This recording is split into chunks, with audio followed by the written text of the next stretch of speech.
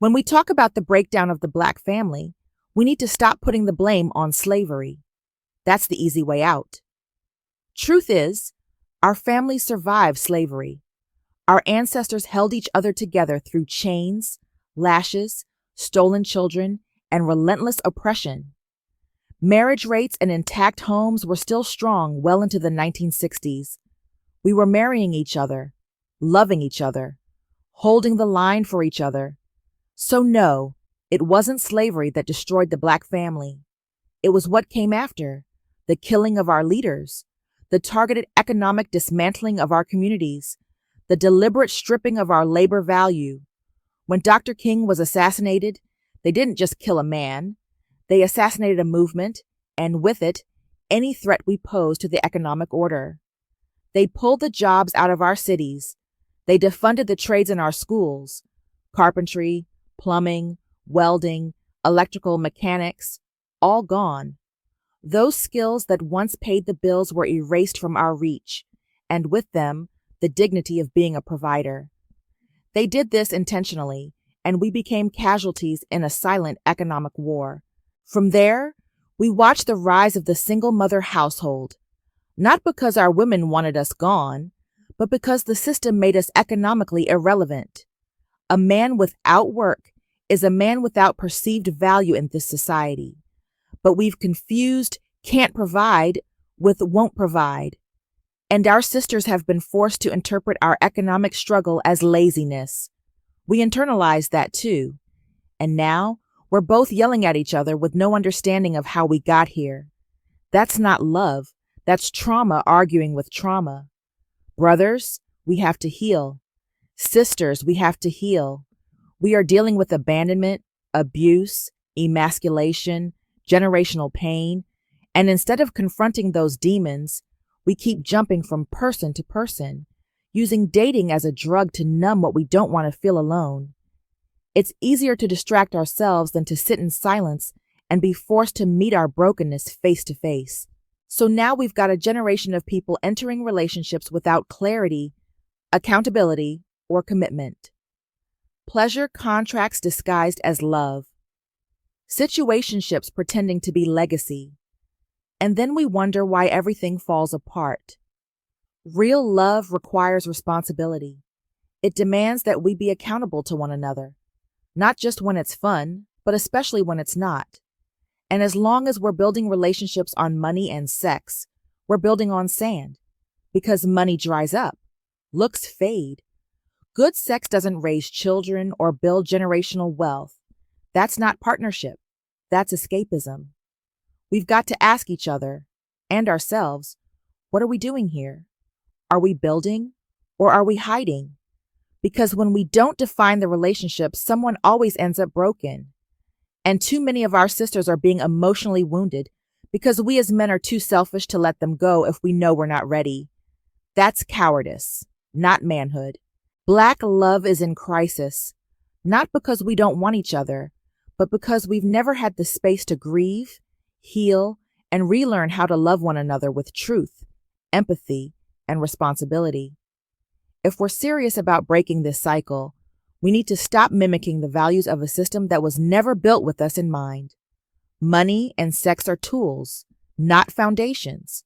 Our children are watching. They will inherit whatever pain we don't process. So let's stop perpetuating the lie. Let's talk, let's listen, let's heal, because our survival depends on it. We look at this in its proper context. We go back and we see that the rise of the single Black mother-led household doesn't begin until the 70s. Up until then, most of our homes had a mother and a father. So slavery didn't destroy the Black family. We stayed married through slavery. I know my ancestors in particular, they kept the family together through slavery. So it wasn't slavery that did it. It was the economic disintegration of the Black community. So after they assassinated Dr. King, the U.S. government decided upon a policy to destroy the Black man's ability to fund any future civil rights efforts. So they came into the inner cities and they took out all the factory jobs, stripped the Black man of his ability to earn. Remember, up until the 70s, they were not pushing go to college in order to be a success. You could live a decent life working in any of the major inner cities as a laborer.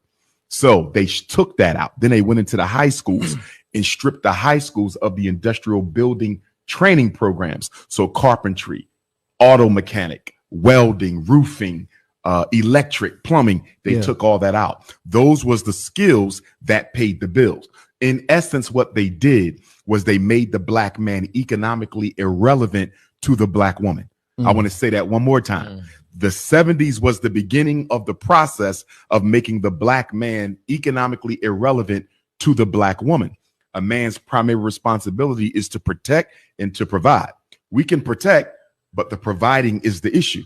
Now, you fast forward that 65 years until now, since Dr. King's assassination, a lot of our women don't understand the political history that brought about the economic devastation of the black male.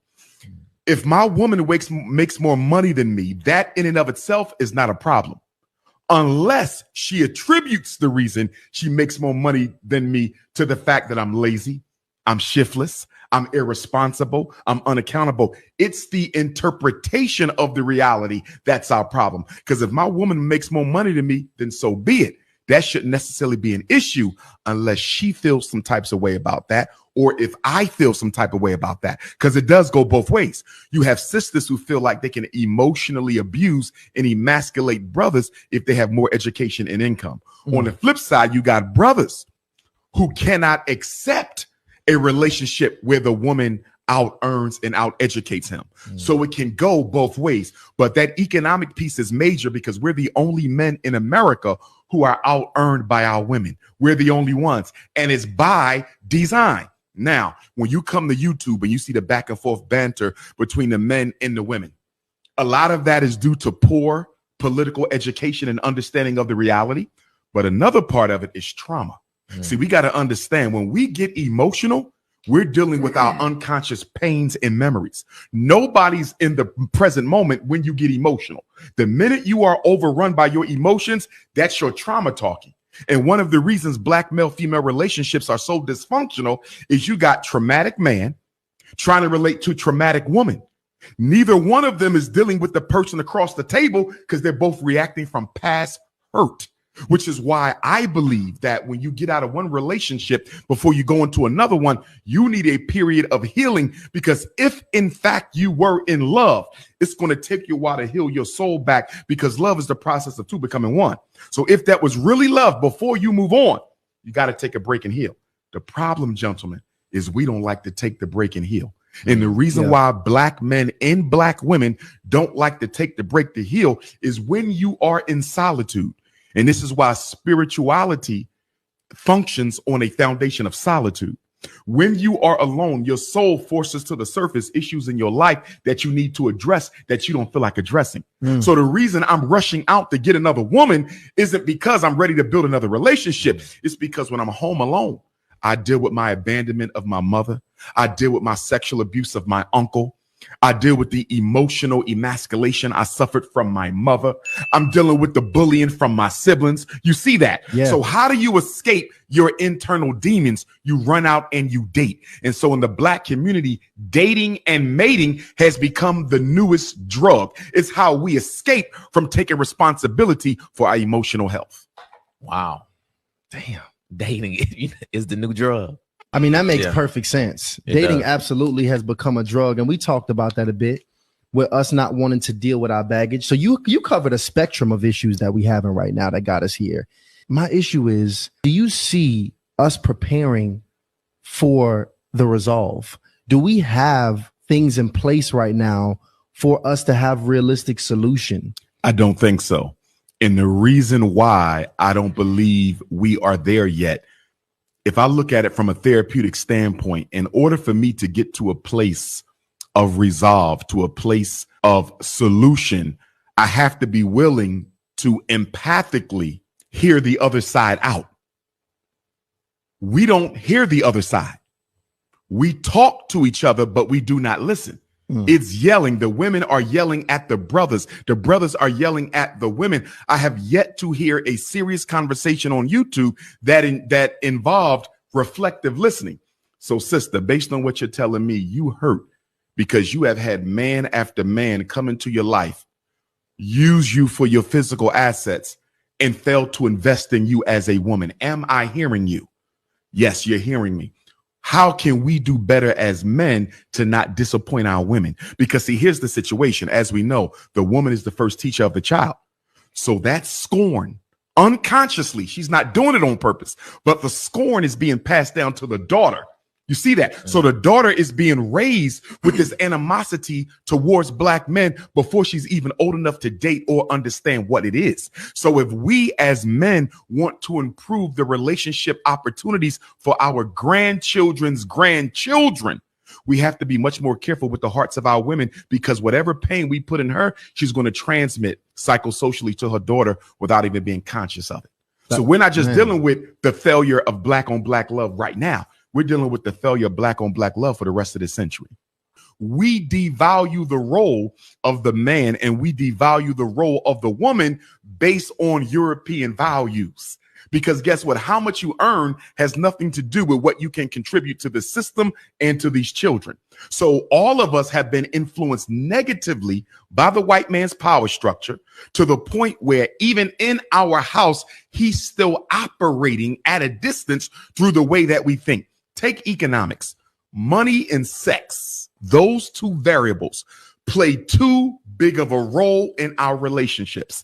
Sex is important, money is important, but they should not be the be all and end all of whether or not the relationship is going to make sense.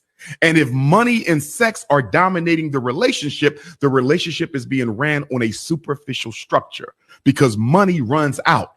How you perform in bed, that will dim over time too. So we cannot be coming together for money and sex, because if that's the case, this really isn't a relationship. It's a pleasure contract.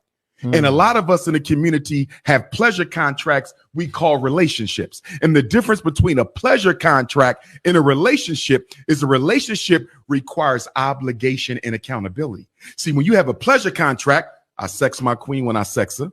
We go to the movies when we want to go to the movies. We go to the Bahamas when we want to go to the Bahamas. We go to the festival when we want to go to. It's all pleasure based. I see you when you want to see me. You see me when you want to see me. Relationship, I'm accountable to you whether we having fun or not.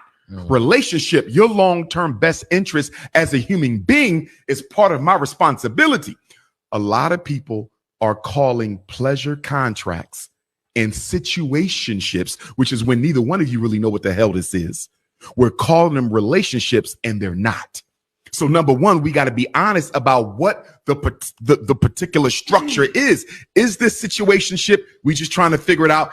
Is this a pleasure contract? We just having fun in and out of the bed when we feel like it? Or is this a relationship where you're going to be accountable to me even when you are angry and upset and don't want to be bothered? What exactly is this? Because there's a big difference. And unfortunately, because we don't communicate with the women in our lives as men, once they open their legs, they tend to assume that there's some sort of a relationship here. No matter how minuscule, we never clarify that. And the reason we never clarified that is in our selfishness as men, we like to have our cake and eat it too. So we know she's developing a bond. You understand? But we're never going to clarify the bond because I want to be able to dip out the back door the minute she puts too much responsibility on me. Where had if you told her up front, this is just a pleasure contract, an arrangement, she could have probably done a better job of keeping her feelings to herself. But because we don't want to see her with nobody else, we would rather run the risk of hurting her spiritually and emotionally than let her go free to find what she really needs. Selfishness plays a big role in this.